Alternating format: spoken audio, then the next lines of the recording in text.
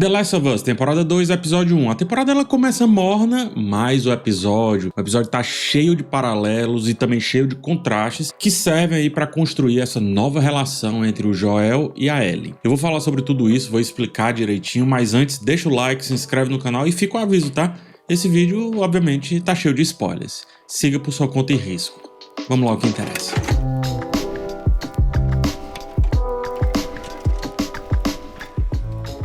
A primeira temporada de The Last of Us, vamos lembrar, né? Ela começou mostrando, através daquela entrevista entre os cientistas, o que o mundo estava prestes a enfrentar e, consequentemente, qual era o perigo que aquela temporada também ia enfrentar. Um alerta em forma de conversa nos apresentou o Cordyceps, né? E logo a ameaça se tornou real no seguir do episódio. O primeiro episódio dessa segunda temporada faz algo parecido, só que diferente, né? Porque o fungo não é o problema. Ele apresenta as duas novas ameaças que a gente vai ter nessa nova fase. A série começa revisitando o final da temporada anterior, né? A mentira que o Joel contou pra Ellie lá sobre a questão do hospital, ou seja, o que se rompeu entre os dois protagonistas vai ser um conflito dessa temporada, a confiança, a relação, a dúvida entre os dois, enfim, tudo isso, né, serão os conflitos aqui da nossa dupla de protagonistas. Antes da abertura, no que chama de Cold Open, né, ou seja, ainda na introdução do episódio, a série nos apresentou a Abby. A transição acontece com imagem que carrega um peso muito simbólico para Ellie, no caso as girafas. Na temporada anterior, vamos lembrar,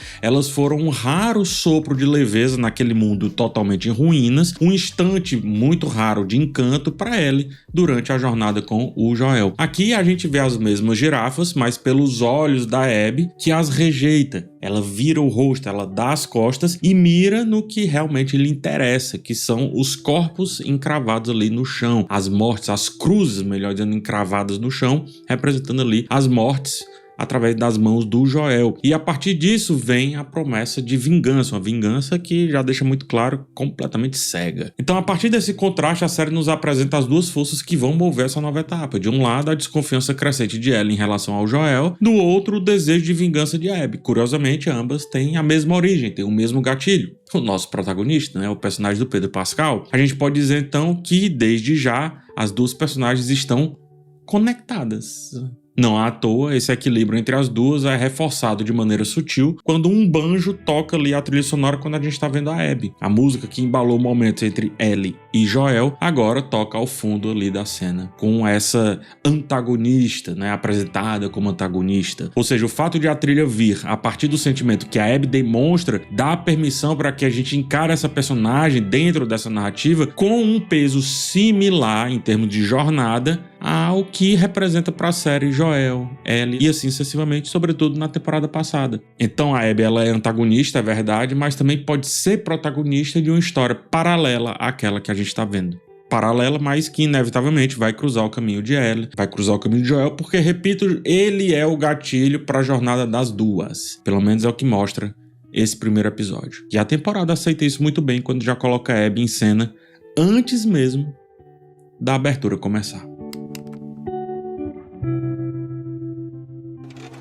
5 anos se passaram e o roteiro corre para estabelecer como estão os nossos dois personagens principais. Ela luta com um desconhecido em um espaço que mistura meio treino, meio clube da luta, né? A série precisa que a gente entenda de forma rápida que Ellie agora sabe se defender, que ela não é mais a garota desprotegida ali da primeira temporada, desprotegida e protegida pelo Joel, ou seja, ela quer demonstrar que ela mesma pode se proteger, né? Então a cena aproveita e já constrói mais do que esse pragmatismo, deixando claro como a Ellie quer ser percebida. É alguém que não precisa de cuidados especiais, né? Que pode se virar sozinha. Ao longo do episódio, a personagem vai repetir algumas vezes que tem 19 anos, que é adulta, esse negócio todo. Nessa cena inicial, ela insiste que os outros não peguem leve com ela, ou seja, ela não quer ser vista como frágil, sobretudo diante ali dos meninos, diante dos homens. Ela sangra, mas não demonstra dor. E mais tarde, ao costurar sozinha uma mordida, o padrão de não sentir dor se repete. Ou pelo menos de não demonstrar isso, né? Porque se antes podia parecer apenas uma afronta,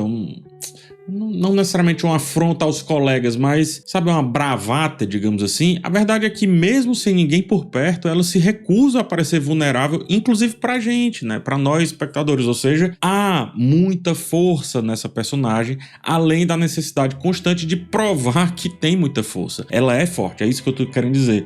Ela precisa se provar, estar correndo para isso o tempo todo, mas ela é forte, porque nessa cena íntima ela demonstra essa força de maneira bem clara pra gente. O que vai ficando claro também é como o seu comportamento abrupto, né, até rude em determinados momentos, vem dessa sede de demonstrar esse amadurecimento, mas também da pressa muito típica dos jovens. Ela quer parecer pronta, como se, como se de alguma maneira ela tivesse que correr contra o tempo. Só que para outras coisas ela não respeita que o tempo corre, né? Que o tempo, né, tem essa rapidez, mas na frente eu vou deixar isso mais claro. Então é o tipo de urgência ali de quem está saindo da adolescência, de quem quer enterrar qualquer traço de juventude, mas maturidade não vem só com idade. Apesar de viver em um mundo ainda hostil, esses 5 anos eles se passaram dentro de certa estabilidade, né? Protegida pelos muros ali daquela comunidade. É forte, é verdade, ele é forte, mas fortaleza é bem diferente de sabedoria, bem diferente, e a gente tá vendo isso aqui bem direitinho nesse primeiro episódio. A cena sugere que Ellie se sente deslocada, né? Um tanto antissocial diante daquela comunidade, como se não pertencesse completamente àquele cotidiano. Tanto que veremos mais à frente um desejo insaciável dela de continuar saindo em diligências, em patrulhas para fora ali dos muros, como quem prefere o mundo de fora, o mundo além, do que o conforto ali, do que a proteção, que inclusive o seu tio lhe sugere, né, em outra cena. Os paralelos do episódio começam entre os protagonistas. Enquanto Ellie tenta mostrar que cresceu, Joel aparece envelhecido na cena seguinte, né? A passagem de tempo é visível em como ele se porta, na maquiagem, no figurino. Ele usa óculos ali na ponta do nariz para enxergar de perto. Os cabelos estão mais grisalhos, a voz está mais pausada, a mão cansa enquanto ele conserta os circuitos de uma máquina que ele recusou jogar fora, né? Então, ele é o cara que quer consertar as coisas, guarde muito bem isso, que carrega certo carinho quando ele lida ali com a Dina, que, enfim. Na primeira temporada, Joel apareceu pela primeira vez com um certo peso, né, com um pesar muito constante, como se ele carregasse o mundo ali. E de fato carregava, né, porque ele carregava a culpa pela morte da filha, que era o seu mundo. Ele retirou esse peso, aliviou a mochila que esse homem carregava, mas ao final da temporada, depois do que ele fez lá no hospital para salvá-la, né, como ele conta, esse peso voltou. Então ele pode até não nomear aquilo como culpa, como a gente vai ver na cena da terapia, mas sabe que será julgado pela verdade quando alguém souber, né? Sobretudo se Ellie souber essa verdade. Isso é o suficiente para deixá-lo novamente daquele jeitão lá do começo da série, como se carregasse 2 toneladas de culpa ali no seu peito, né? O que vai lhe causar, obviamente, uma certa ansiedade. A mais pesada das culpas, é bom dizer, é aquela que você nega, mesmo sabendo que tem. Mais à frente eu vou voltar a falar sobre isso e como realmente esse peso que o Joel carrega é isso mesmo, tem que carregar mesmo, uma vez que não o encara. Voltando à cena dele consertando algo ali com a Dina, note como aquele homem, né, apresentado lá no começo da primeira temporada, que descartava corpos de criança, inclusive, e tinha certa frieza nisso tudo, agora chama a Dina de Kiddo, né? Kiddo, criança, jovem, piveta, sei lá.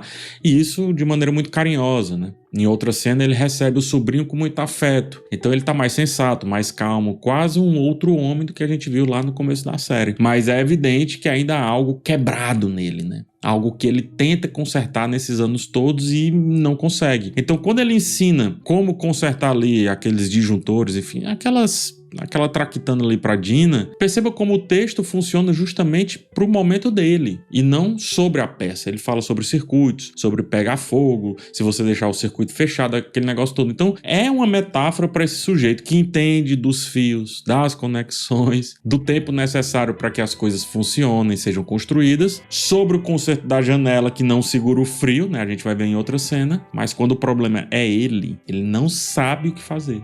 Ele não sabe fechar esse frio que invade ali pela janela. O final da cena mostra que existem mais paralelos ainda entre o Joel e a Ellie, né? Apesar da distância que os dois estão apresentando. Ele pede a Dina que não a conte sobre ele estar fazendo terapia, ou seja, que ele está lutando. Assim como Ellie falou que Joel não pode saber que ela anda lutando ali clandestinamente, né? E é isso. Nenhum dos dois quer parecer vulnerável aos olhos do outro. Então, esse espelhamento vai estruturar o episódio inteiro. Ellie parte para ação, Joel para contenção. Ela força os limites para provar que aguenta o que vier. Ele tenta ajustar a si mesmo para não repetir o que já fez antes. Os dois mudaram nos últimos 5 anos, mas as suas respectivas feridas, elas, mesmo que distantes, os unem.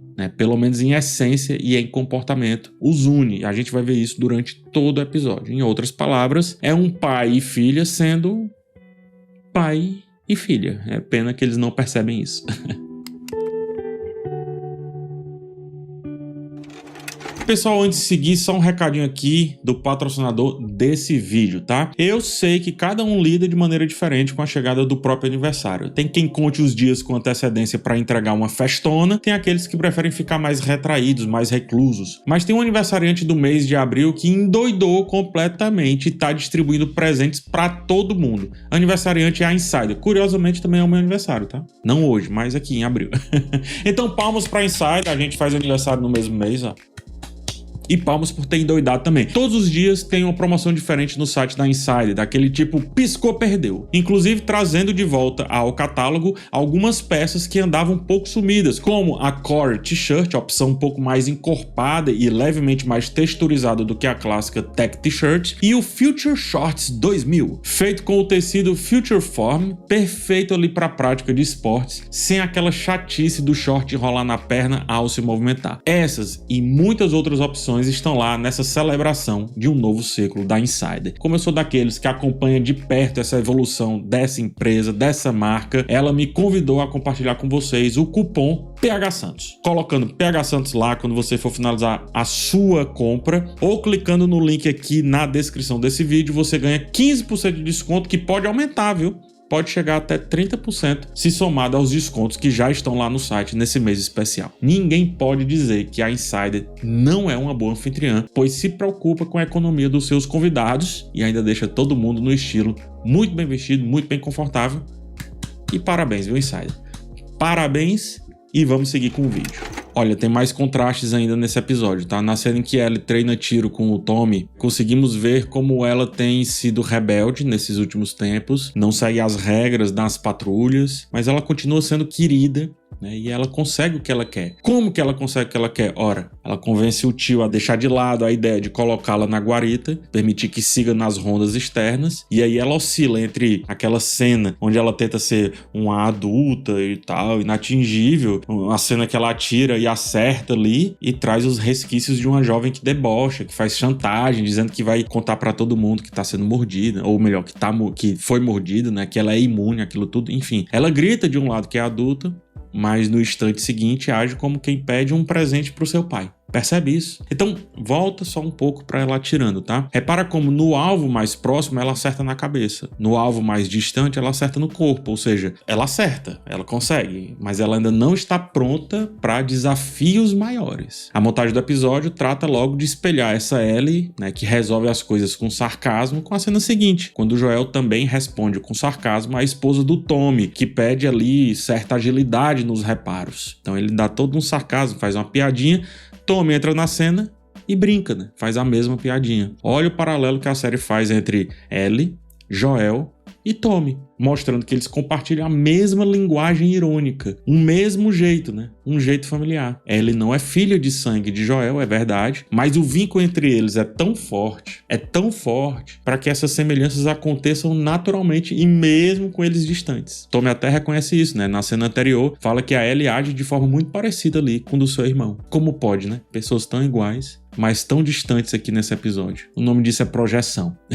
E é por isso que Ellie sabe que Joel tá mentindo. Porque se ela se conhece e eles são parecidos, então ela o conhece muito bem. Mas obviamente há diferenças, né? Do exato momento que constrói paralelos, o episódio constrói opostos, né? Por isso é um espelhamento. É parecido, mas é invertido. Joel encara, por exemplo, o crescimento da comunidade com certo receio. Ele não quer abrir os portões para qualquer um, ele mede riscos, parece mais cauteloso, mais ressabiado, o oposto de Ellie, como a gente vai ver mais à frente, agindo com imprudência, se arriscando, desafiando as regras. Joel tá mais controlador do que antes. E faz sentido, porque antes ele só tinha a Ellie. E fez tudo o que fez para salvá-la. Ele Pelo menos é o que tem na cabeça dele. E agora ele tem o irmão, tem o sobrinho, outras vidas sobre a sua tutela, sobre a sua responsabilidade, né? Então é uma metáfora muito grande de tudo que aconteceu, de tudo que está acontecendo. E tem outra metáfora nisso tudo. Nosso protagonista quer proteger o que está dentro dos muros. E isso é um fato quando a gente olha para a proteção que ele quer trazer para aquela comunidade. Mas em termos alegóricos, quando a gente pensa nele mesmo, Joel mantém um armário fechado por dentro e tenta a todo custo proteger a verdade, né? Aquela verdade lá que a gente sabe muito bem o que é, e esse peso que ele carrega. Essa verdade e esse cuidado é exacerbado com Ellie. A diferença na forma como ele trata o sobrinho e como trata Ellie deixa isso ainda mais evidente. Quando Tommy entra na cena e evita dizer que saiu para caçar com Ellie, é porque ele sabe que Joel não aprovaria aquilo dali. Antes, a gente já tinha... Eu tinha visto o Tommy falar que ele colocaria ela na guarda, ali na guarita, longe das patrulhas, porque Joel se preocupa com ela fazendo aquela atividade. Corta de volta pra cena dele interagindo com o sobrinho. Ele pergunta se o sobrinho tá atirando nos monstros, quase como quem incentiva o garoto a se defender, a lutar, mas a mesma abordagem parece ser negada pra sua filha, pra Ellie. É como se com ela o impulso fosse apenas proteger, não preparar. E isso gera um novo conflito. Ellie quer provar que pode cuidar de si mesma, que não precisa ser poupada, como fruto do que Joel faz com ela. Na última cena isso vai ficar assim completamente escancarado, né? Ao mesmo tempo, Joel ainda vê como alguém que não pode falhar, então ele não quer que ela esteja numa situação que o faça agir da maneira como agiu na temporada passada, entendeu? Ou seja, o comportamento de Ellie é fruto do comportamento de Joel, é verdade, mas não tem também como julgar muito o comportamento dele. Não tem. Diante do que a gente sabe, do que aconteceu. Nosso protagonista vai para uma terapia meio disfuncional, né? Mas acaba funcionando, é verdade. A câmera segue na mão, como no episódio inteiro, inclusive, né? Garante sempre uma certa imersão, uma certa intimidade com as cenas, mas também um certo desconforto, porque às vezes ela tá meio fora do eixo. As cenas com Joel, elas são muito silenciosas, né? Muito silenciosas nesse episódio. E essa é a mais silenciosa de todas e tem um motivo, né? Justamente para representar esse silêncio que pesa sobre o personagem. Ou seja, a gente tá com aquela câmera ali invadindo a intimidade dele, mas o silêncio até a gente recebe, né? Ou seja, até a gente é proibido de saber um pouco mais do que o personagem está falando. Durante a conversa, perceba como ele hesita, ele tenta dizer muitas coisas sem dizer. Ele fica cheio de meias palavras, cheio de metáforas e tal. A terapeuta percebe e joga uma verdade. Uma verdade de forma muito direta. Algo que geralmente costuma ser o último recurso em uma sessão de terapia. Abre aspas, a cura só vem quando todos têm coragem de colocar pra fora. Né? Diz ela, colocar pra fora no sentido de encarar a culpa, de se expressar. E aí em seguida ela se expõe ainda mais quando revela que sente ódio do Joel por ter matado o marido dela. Ela faz isso tanto pra tirar esse peso quanto pra mostrar como é possível ser sincera e usar isso pra se libertar e se conectar, que era o que ela estava tentando fazer ali naquela cena, naquela sessão específica. Ela mostra o caminho que ele precisa trilhar com Ellie. Ela deixa bem claro esse caminho. É evidente que Joel entende que para curar qualquer coisa que há entre ele e a filha, vai ter que encarar o que fez. Mas ele também entende que não quer correr o risco de perder mais uma filha. Como confessar algo que pode afastá-la de uma vez por todas. Então ele prefere a mentira ao risco de ser culpado por perder outra filha. Em resumo, a única chance de cura é a exposição, mas o preço pode ser muito alto e ele não quer pagar esse preço, não quer esse caminho. A fotografia divide, perceba, ela divide o rosto do Joel entre luz e sombra nessa cena, quando ele está prestes a falar. O que ele sente de um lado e o que ele esconde do outro lado. Depois de chorar e quase falar a verdade para a terapeuta, olha só como ele se levanta, pesado, né? E apenas diz de maneira muito simples, muito crua e muito direta: eu salvei ela. A voz é firme, seca, lembra imediatamente o Joel lá do início da série. Direto, pontiagudo, de poucas palavras. O choro que veio antes entrega o que ele não consegue verbalizar. A rispidez com que encerra o papo mostra que ele simplesmente ainda não está pronto para encarar aquela verdade. E não faz. Apesar de cogitar, não faz. Quem sabe ele começa a estar pronto, né? Pelo menos aquele choro antes deixa vazar um pouco disso. Assim como Ellie, que erra um dos infectados na cabeça e por isso ainda não está pronta. Tá quase, assim como seu pai. Joel também está quase pronto para encarar a verdade, mas quase é diferente de pronto.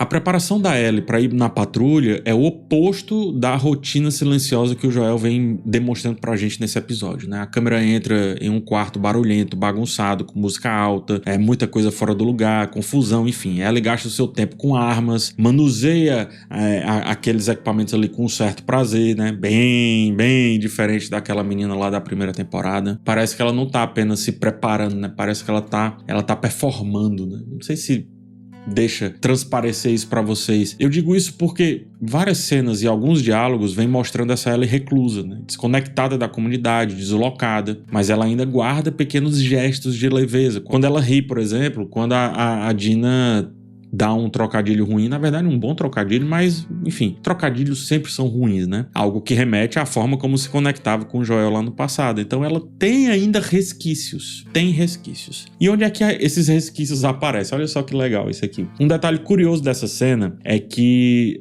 a Dina menciona o filme Kurtz and Viper, né? Dizendo que a Ellie tá parecendo estar no filme, da forma como ela se arruma pra ir na diligência. Isso mostra como o Joel influenciou a Ellie, né? É o filme favorito dele, né? E ela, sem perceber, repete o que o pai gosta aí nessas vivências que ela tem. Então, nos detalhes, ela ainda carrega traços do homem que ela tenta rejeitar aqui, pelo menos nesse episódio. Ellie vendeu as botas, tá? E agora ela usa um All-Star. É mais um traço de rebeldia, muito óbvio isso, mas também de imprudência. Tá frio, tá nevando. E mesmo assim ela escolhe um calçado inadequado. Ela vem acreditando que pode tudo, né? Ela tem imunidade, afinal. Ela sabe lutar, como a gente viu. Ela se sente à vontade naquele mundo. Vamos lembrar da cena onde naquele fogaréu medonho ali, acuado pelo... Enfim, ela venceu, né? Então, ela se sente pronta pra lutar. Ela se sente capaz. Mas a série é esperta. Porque já lá no lado de fora, antes da primeira ameaça real, nos mostra um urso abatido por infectados. Um aviso bem direto que se um urso caiu, ele também tá em perigo de alguma maneira. Ela ignora essa dica, prefere gastar tempo brincando com a Dina ao entrar na casa abandonada, mas a dica está posta. Todo esse trecho da patrulha é uma grande homenagem ao jogo também, né? É uma grande referência ao jogo. A movimentação da Ellie, o uso da garrafinha para atrair o instalador, a exploração da casa com sombras que podem ou não esconder uma ameaça, tudo remete à experiência de jogar The Last of Us. É um aceno da série para quem conhece o jogo, né? Para quem precisa desses detalhes. Ela até encontra objetos do velho mundo, né? Como uma revista, né? Ela comenta, ela vai falando algumas coisas, ela vai investigando, faz piadas, repete gestos do jogo quando vai atacar o instalador, enfim. O mais importante, porém, dessa sequência é como os infectados evoluíram. Um deles consegue morder ela depois de um lapso de inteligência, o que reacende o risco daquele universo mesmo 5 anos depois. Então ela sobrevive, claro, né? Afinal ela é imune, mas não é sobre isso. É para que não se diminua o alerta, né? Para que, apesar dos conflitos serem puramente humanos, como essa temporada tentou deixar claro desde o comecinho desse episódio, ainda aquele mundo é letal. A imprudência pode cobrar um preço. Então, é mais ou menos para isso que serve essa grande cena aí, né? Essa cena toda, ela se fecha mais uma vez com a ideia das diferenças entre a Ellie e o Joel. Ellie se mostra muito pouco precavida, diferente de Joel, que não quer arriscar a segurança da comunidade, como eu já falei. Então, um representa experiência, o outro representa impulsividade. O mundo ainda é perigoso, nessa sequência deixou bem claro, e Joel, apesar de exageradamente controlador, é verdade, talvez ele esteja certo em ser cauteloso, e ele talvez esteja errada aqui e ali em negar certas cautelas. Mas é isso que a gente está lidando aqui, né? O conflito de uma jovem querendo aparecer, querendo ser, e o conflito de, não um velho, mas alguém mais experiente, tentando achar que a sua experiência basta. E que a sua teimosia também cumpre promessas, né? E não cumpre. Antes do final, a gente tem uma tentativa falha de Joel se reaproximar de Ellie, né? Ele vai até a garagem, né? Até o quarto dela, mas não há troca de olhares entre os dois, não há diálogo verdadeiro. Joel entra no espaço onde Ellie está, mas não consegue acessá-la, né? Isso é bem simbólico. E como mais uma vez não consegue resolver a relação, tenta consertar outra coisa. Ele propõe arrumar o violão, né? Um outro gesto simbólico de alguém que segue tentando se fazer presente através de pequenos reparos, tentando remendar uma relação, mas sem enfrentar de fato o que quebrou a relação, entende? Ele quer consertar a corda do violão, mas o violão como um todo, né, ainda está quebrado. Ele quer ser pai, mas sem falar da culpa que o define como pai, que é justamente proteger, né, quer fazer de tudo para manter aquela outra vida viva. Essa cena se complementa na festa de fim de ano. Quando ela é ofendida por um insulto homofóbico, né, depois do beijo muito bonito, inclusive, que ela tem ali com a Dina, Joel intervém fisicamente, como faria na primeira temporada para protegê-la. Algo que naquela época os aproximou, vamos lembrar disso, né? Mas agora não há conexão dessa proteção. Pelo contrário, há rejeição. Ele não quer mais esse tipo de proteção. Não quer porque sabe o que vem com essa proteção. O silêncio, a mentira, o exagero das ações. Se Joel fez tudo aquilo no hospital, imagina do que ele é capaz de fazer por aquela menina. Joel oferece ajuda, mas a ajuda que ele pode dar é a mesma que destruiu a confiança entre os dois. Percebe isso, cara? Muito legal a forma do texto construir isso. Ele confronta Joel não pelo que ele fez, mas pela forma como ele fez. Acho que talvez esse seja o grande ponto aí. O grande ponto. Dava até pra proteger, mas será que precisava daquele rompante? Isso não serve também pra questão do hospital? Dava pra protegê-lo, mas será que precisava daquilo tudo?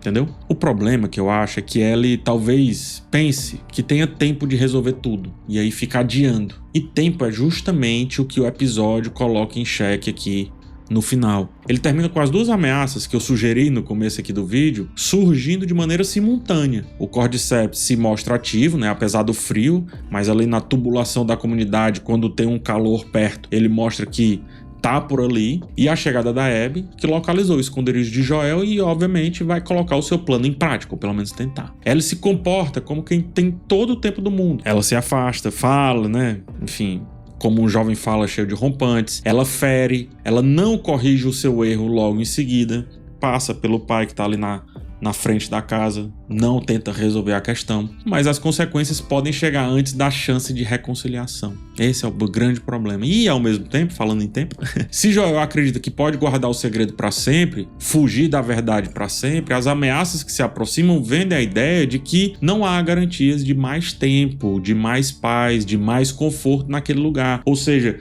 não dá para deixar para depois. Nesse mundo, o risco é exatamente o risco do nosso mundo. O tempo. Ou a gente resolve as coisas agora, ou talvez não haja mais como resolvê-las. Não dá para fugir para sempre. Nem Ellie buscando lá fora a solução, nem Joel tentando se esconder da solução. O tempo. A frase clichê diz que é o senhor da razão. E quem o ignora vai sofrer consequências. Pode ter certeza. É isso, ó, muito obrigado por ter chegado até o final desse vídeo. Toda segunda-feira, né? Até de noitinha, resenha de The Last of Us, sempre trazendo aqui um papo para você. Espero ter te ajudado com esse primeiro episódio. E aqui eu te peço mais uma vez a sua inscrição e o seu like para você continuar recebendo os conteúdos aqui do meu canal. Forte abraço em vocês e tchau!